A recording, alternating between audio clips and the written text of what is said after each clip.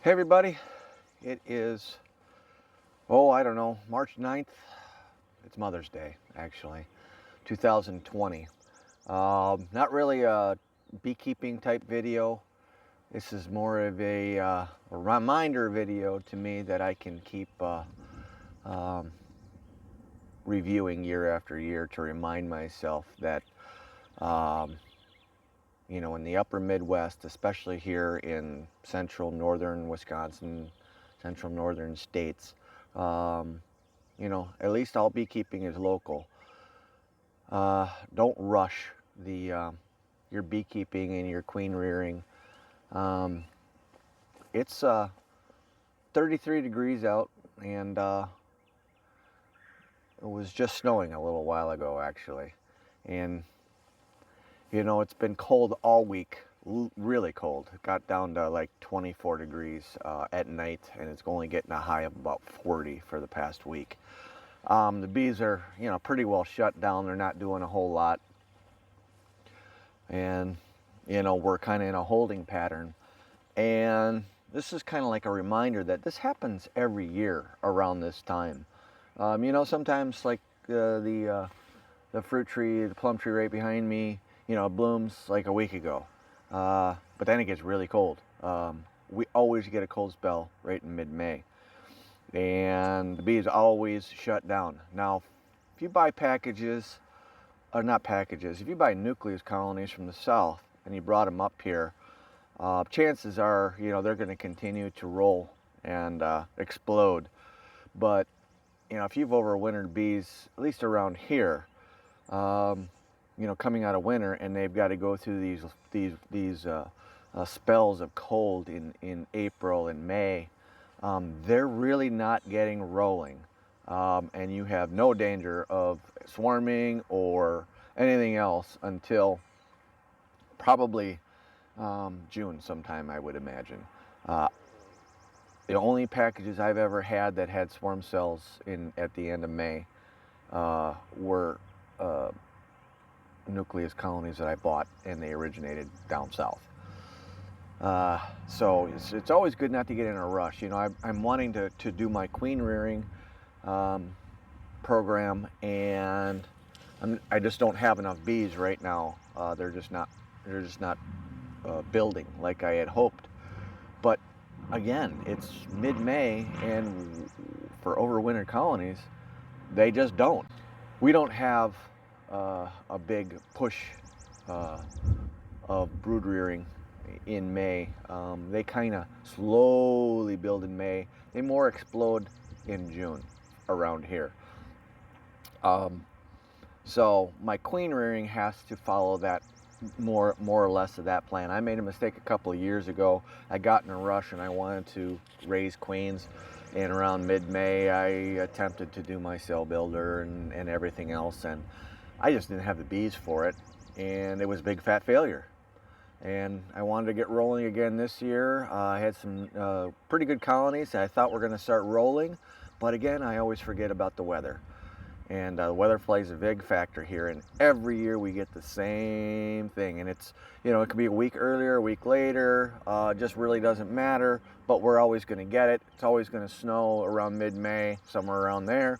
Heck, we've had snow as late as Memorial Day around here, but June is going to be my queen rearing month.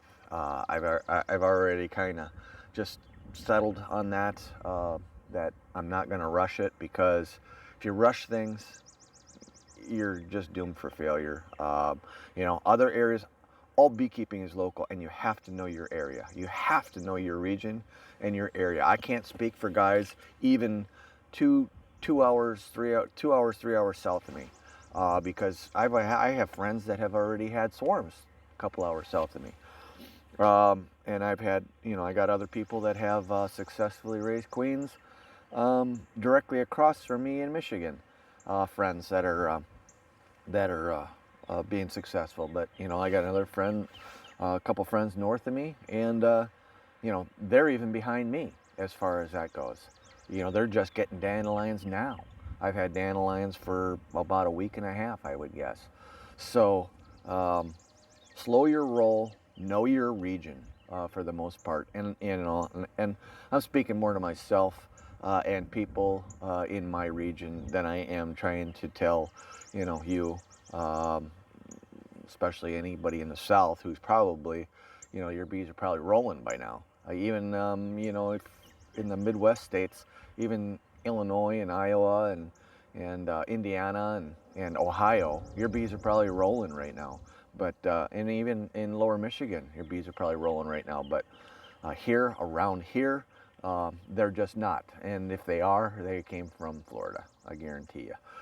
They just got brought up from Florida. When I was working commercial last year, we bought bees back from Florida right around mid-May, and they were swarming by the end of May. They were in the trees hugely. I am not in any danger of any kind of swarms. I'm just not. So just kind of wanted to, do a little video just to remind myself year after year to just slow the roll and let the bees do their thing and not get into a big rush. This colony actually right behind me here, it's a weaker colony, and I gave it a couple frames of brood, and it's still not doing it. And I gave it a couple frames of brood to the detriment of another colony. I slowed its roll majorly, which was a big mistake, and I shouldn't have done it. I should not have done it yet. I should have waited to see what this colony behind me actually did, and just let it do its own thing for quite a while, and then decided later. But I decided to harvest frames of brood from other colonies, and now they're both not doing so well. Boy, you can see the snow now, can't you, behind me? So anyways, I hope this video finds you well. I hope your bees are doing well where you're at. And again, just pay attention to your weather patterns, your normal weather patterns. Sometimes we all jump the gun when we get some really nice weather, and we think, woo, the hump is over. And then we get hit again, because like I said, for the past week it's been cold and rainy. A lot of my bees are taking down a lot of syrup. Some are not taking down any at all. It just depends on the colony, to be honest with you. My packages are doing very, very well, but I need to feed them because they're all out. So that's what I'm going to do now. So anyways, enjoy your weather, enjoy your Mother's Day. Happy Mother's Day to all the mothers out there. And remember, all beekeeping is local. This is a bit odd. It's probably 40 degrees out. It's windier than heck. The bees aren't taking down much of the syrup, but this is incredible at their little watering hole here. They're literally all over it with thirst. It's quite amazing. I haven't seen this much activity, but for a cold day, cold water, I mean, they're even kind of fighting over it there. Not sure exactly what they're doing, but one looks like it's stinging the other one.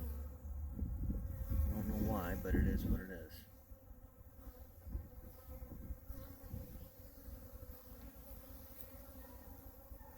So weird.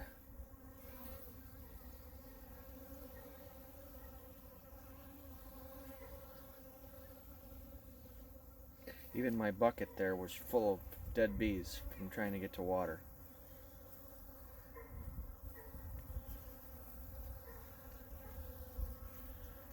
The hives aren't even very active, but yet this is.